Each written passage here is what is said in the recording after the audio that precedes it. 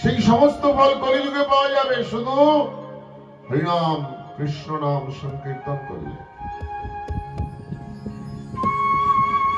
18,000 ভাগবতের শেষের শ্লোকে আছে, নাম সংকীর্তনম যস্য সর্ব পাপ প্রণাশন।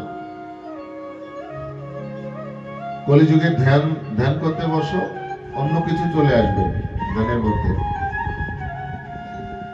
যেখানে মন ফেসে আছে সেই বিষয়বস্তু সামনে এসে যাবে। মনটা যেখানে ফেসে আছে, যার মধ্যে ডুবে আছে, সেই বস্তুই ওই ধ্যানের ঘরে চলে আসবে। কৃষ্ণ আসবে না, গোপাল আসবে না। বলো রাধে রাধে। এই জন্য গোপাল ধ্যানের মধ্যে কেন আসবে না? ভাই রান্নাঘরও আসতে পারে, ভালো ভালো সবজিও আসতে পারে, নাকি ভালো ভালো সোনা গহনাও আসতে পারে।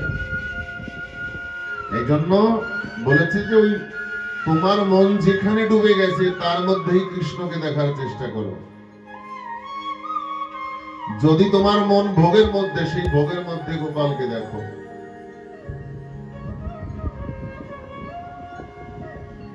আলাদা করে দেখতে যেও না, কোনোদিনও পাবে না, সম্ভব না। যদি সংসারে মন ফেসে গেছে, সংসারের ভিতরেই তাকে দেখার চেষ্টা করো, প্রত্যেকটা বস্তুর মধ্যে। তাহলে কি হবে? সংসার সুন্দর হয়ে যাবে, সংসার পবিত্র হয়ে যাবে। সংসারে থাকিয়া যার হয় ভাবের উদয়, সেই সে পরম বৈষ্ণব জানিবে নিশ্চয়। সংসার থেকে মন হাঁটানোর দরকার নেই। মন হাঁটাও আর কৃষ্ণ চরণে লাগাও, দরকার নেই। ওই সংসারটাকেই কৃষ্ণ জ্ঞান করে সেবা করো। রাধে রাধে। তাহলে কি হবে? তোমার মন হাঁটানো লাগলো না, ওই সংসারের মধ্যেও তোমার গোবিন্দকে দেখা হয়ে গেল। এটাই মহাপুরুষগণ বিধান দিয়েছে। এত সহজ। অনেক অনেক জন্মের যে অভ্যাস একদিনেই চলে যাবে বাবা, যাবে না। কত কত জন্মের অভ্যস্ত এই যে অভ্যাস করে এসেছি আমরা, একসঙ্গে আমরা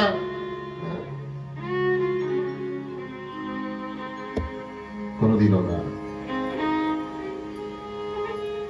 তা বলছে তোমার মধ্যে যদি এই গুণটা থাকে, ঠিক আছে, তোমাকে আশ্রয় দেব। কোথায় কোথায় থাকবে জানো? আশ্রয় দেওয়ার আগে জিজ্ঞাসা করলেন ওই গাভী মাতাকে, মা তুমি কে? বলছে আমি পৃথিবী, ধরণী দেবী, বসুন্ধরা। আমার গোপাল চলে গেছে, তাই আমি এই গাভী রূপ ধারণ করে আমি লুকিয়েছি, পালিয়েছি। তোমার 3টি পাও নেই কেন মা? বলছে সত্য যুগ চলে গেছে, ত্রেতা চলে গেল, দাপর চলে গেল, কলি একটা পায়ের পরে আমি আছি। সত্য যুগে তপ ছিল, সত্যম নাস্তি তপ শৌচ, দয়া। 3টে পাও, সত্য, তপ আর দয়া। কলিযুগটা কেবল দানের উপরে টিকে আছে। সবাই দান ধ্যান করে না? সত্য নেই, শৌচাচার নেই, সত্যম নাস্তি, তপ নেই, শৌচাচার নেই, অনাচারে ব্যভিচারে পুরো ঘরে ঘরে মানুষ আক্রান্ত হয়েছে। আমরা লক্ষ্মীর পাঁচালি পড়ার সময় সুন্দর করে একটু পড়ি, আচারে লক্ষ্মী বিচারে পণ্ডিত, নাকি? ওই দিনটাই শুধু একটু, তারপরে কিচ্ছু নেই। আগে তো দুয়ারে গোবর ছড়া হতো, জলের ছিটা দেওয়া হতো, নাকি? বাসি কাপড় পাল্টানো হতো। আছে কিছু? নেই। প্রত্যেক মায়েদের কপালে সিঁদুর ছিল, এখন সেই সিঁদুরের জায়গায় টিপ। বৌমারা সবাই আগে ঘোমটা দিত, আর এখন আছে ঘুমটা? নেই।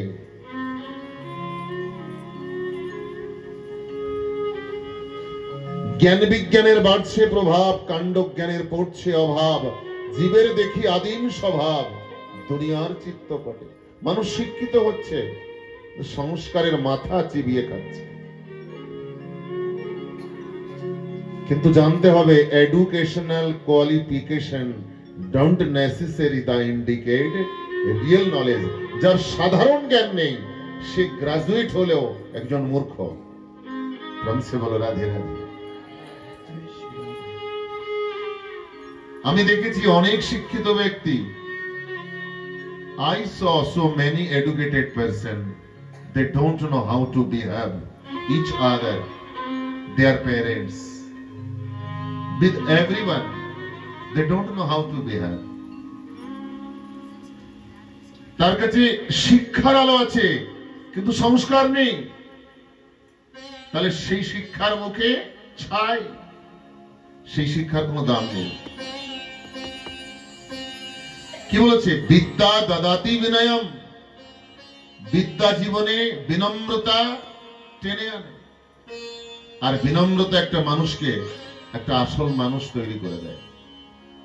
বিদ্যা দদাতি বিনয়ম, বিনয় দদাতি পাত্রতা, একটা মানুষকে পাত্র তৈরি করে দেয়।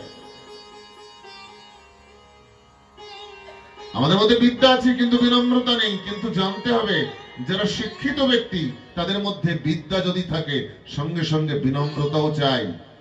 বড়দের সম্মান করতে হবে, ছোটদের রেসপেক্ট করতে হবে, স্নেহ দিতে হবে, সবাইকে ভালোবাসতে হবে। কি হবে এই লেখাপড়া শিখে?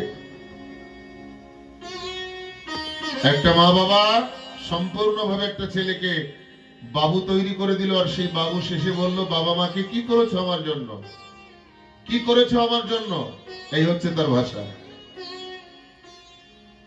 কিন্তু এই বাবুকে রেডি থাকতে হবে যে এই শব্দটা রিটার্ন তোমাকেও নিতে হবে, প্রস্তুত থাকো তার জন্য।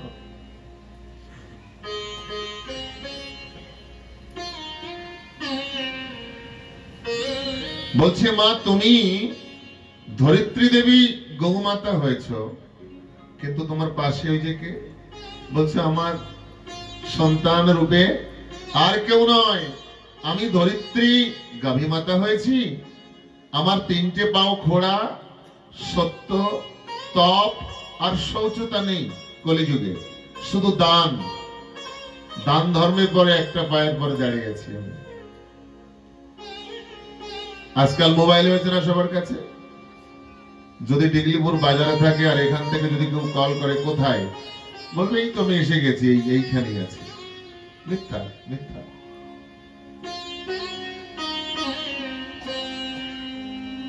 ওই ছোট বাচ্চা আর কেউ নাই, ধর্ম।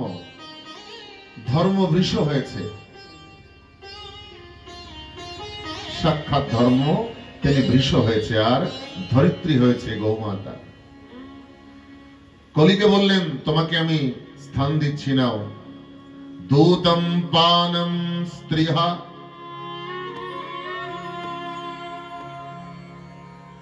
যেখানে জুয়ো খেলা হবে সেখানে যাবে, এক নাম্বার। দূতম পানম, কলিকে স্থান দিচ্ছে পরীক্ষিত, একচ্ছত্র পৃথিবীর রাজা।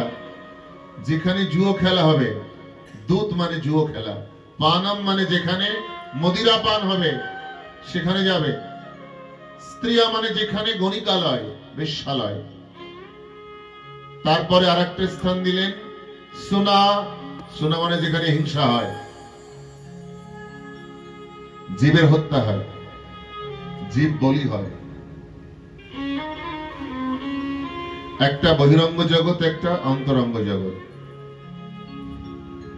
জীব বলি কোথায় হয়? মায়ের দুয়ারে পাঠা বলি হয়, সেটাই কি জীব বলি? বাড়িতে কোনো পশু হত্যা হয়, সেটাই কি জীব বলি? না, সূক্ষ্মাকারে অনিয়মে। ভালো করে শুনতে হবে কথা, শুধু শাস্ত্র কথা শুনলে হবে না। এই শাস্ত্র কথা টিভিতে, ইউটিউবে অনেক আছে, কিন্তু কিছু কিছু কথা এমন আছে যেগুলো সব জায়গায় পাওয়া যায় না। কোন পুরুষ কামাসক্ত হয়ে অনিয়মে যদি কোনো নারীর কাছে যায় তখন সে বলি হয়ে যায়। কোন কামাসক্ত পুরুষ অনিয়মে কোনো নারীর কাছে যদি সম্ভোগের জন্য যায় সে বলি হয়, আর সে তার তখন মৃত্যু হয়ে যায়। মৃত্যু মানে কি? মৃত্যু কাকে বলে? মৃত্যু মানে আত্মগ্লানি। অনিয়মে কোন পুরুষ যখন নারীর কাছে যাবে তার আত্মগ্লানি হবে, ছি এরকম একটা কাজ আমি করলাম, তার ভালো লাগবে না, তার আত্মগ্লানি হবে, লজ্জাবোধ হবে। এই হীন আচরণ, এই পশুর মতো স্বভাব নিয়ে আমি হীন আচরণ করলাম, আত্মগ্লানিকেই মৃত্যু বলা হয়েছে। কিন্তু শরীর থেকে প্রাণ চলে যাওয়াকে মৃত্যু বলা হয়নি, এটাকে বলেছে পরিবর্তন। আত্মার ধর্ম, শরীরের ধর্ম ছোট থেকে বড় হয়, বড় থেকে বুড়ো হয়, তারপরে শেষ হয়ে যায়। কিন্তু আত্মার ধর্ম পরিবর্তন। এখানে গীতায় বলেছে বাসাংশি জীর্ণানি যথা বিহায় ঘৃণাতি নরহ পরানি। একটা পুরনো জামা কাপড় ছিঁড়ে গেলে পরে পাল্টাতে হয়, ঠিক আত্মাও একটা শরীর পাল্টায়। শরীর কখনো মরে না, শরীরের পরিবর্তন হয়।